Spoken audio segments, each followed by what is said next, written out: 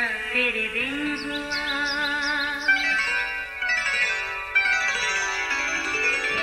नया फिर दिन हुआ, पुरानी रात का करे सौ शुक्र हम खुदा की जात का, खुदा की जात का नया फिर दिन हुआ।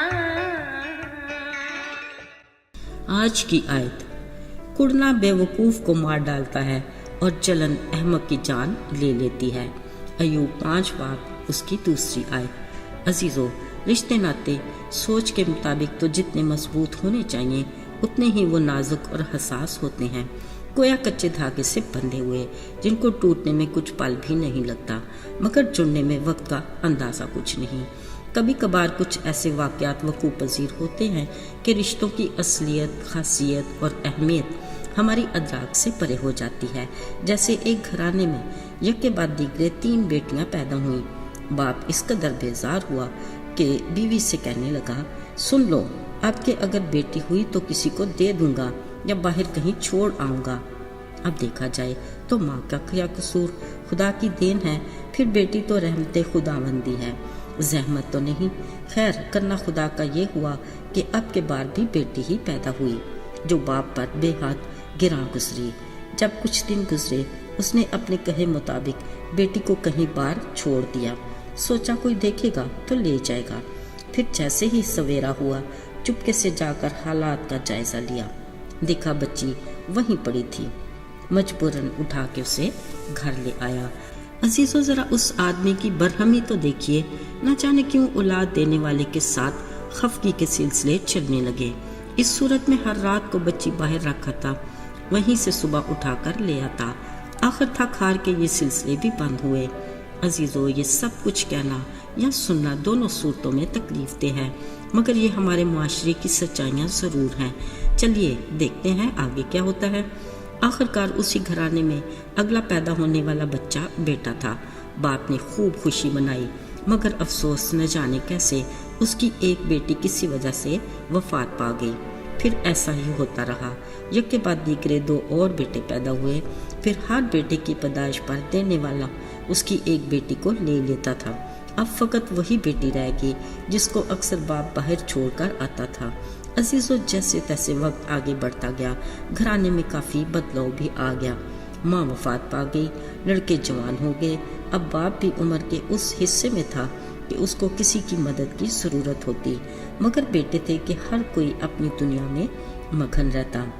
बेटी ने यह हालत देखी तो अपना घर बसाने की बजाय बाप को संभालने लगी। अजीजों, ये एक गैर मामूली वाक़या है, मगर खालिक की हिकमत से मामूर, हम सख्त दिल इंसानों के लिए सबक आमूज भी। अजीजों, बाज़ औक़ात बरहमी और नाराज़गी ऐसे मुहर्रकात बन जाते हैं जो ज़िंदगी को किसी न किसी सूरत जीने की तहरीक देते हैं, मगर कभी ये एहसासात दिल और दिमाग पर ऐसे हावी हो जाते हैं कि इनसे पीछा छुड़ाना मुश्किल हो जाता है। याद रहे, ऐसे मुतासरा लोग खुद को एक सख्त खौल में बंद कर लेते हैं और अपने साथ होने वाली बदसलूकी को भुला नहीं पाते और ना ही मुआफ़ करते हैं। ऐसी कैफियत इंसान को इंतहाई बदमिजाज बना देती है, जो एक गैर सेहतमंदाना अमल है। याद रहे, इंसानी फितरत में ये अंसर नुमाया है कि हमें नाराज़ करने वाला शख्स अपना किया सब भूल कर मामूल की ज़िंदगी बसर कर रहा होता है, मगर मुतासरा शख्स अजीब उलझन का शिकार रहता है।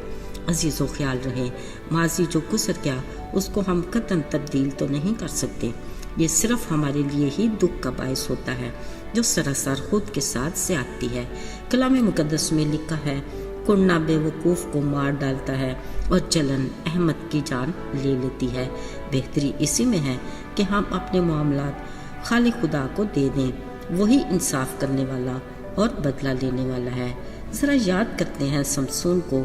उसको फ़लस्ती औरत ने धोखा दिया, जिससे उसका गुस्सा भड़का, मगर उसने अपना मामला खुदा पर छोड़ा। अगरचे उस औरत के साथ उसका घर तो न बच सका, मगर उसने अपने दुश्मनों से जी भर के बदला तो ले लिया। यूं ही दलैला ने भी उसे कई बार धोखा दिया, जिससे वो बेइंतहा प्यार करता था।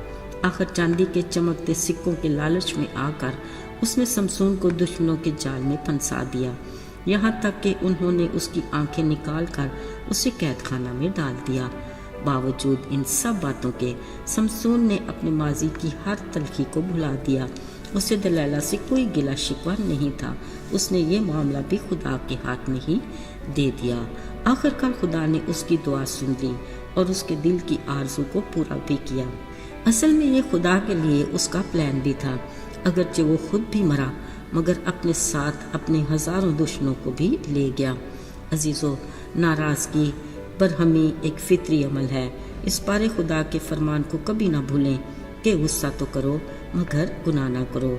सूरज के डूबने तक तुम्हारी खफगी ना रहे।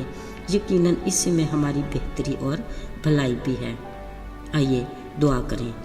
मेहरबान रहीम खुदावंद, हम तेरे शुक्रगुजार हैं कि तमाम तर हमारी गलतियों और ख़ताओं के बावजूद तू हम पर मेहरबान है। कहर करने में धीमा और शफकत में बढ़कर अपने बड़े फजल से हमें अपना हम मिजाज बना, ताकि हम तेरे नाम को जलाल देने के लायक बने। यसू के बाबरकत और मुबारक नाम में मांगते हैं, आमीन।